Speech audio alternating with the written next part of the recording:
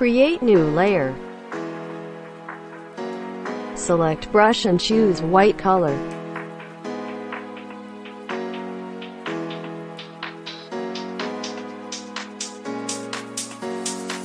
Draw around the edges.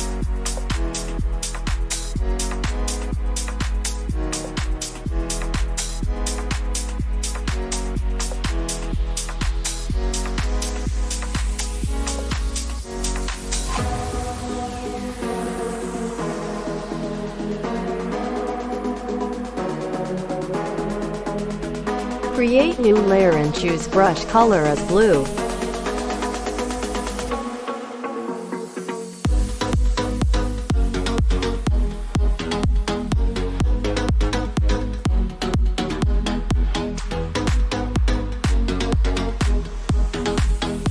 Draw over the white color.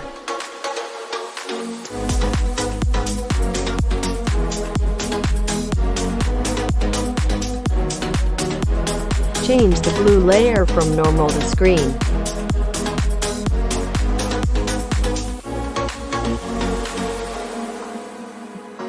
Go to Filter, Blur, Gaussian Blur and choose Radius to 5.3.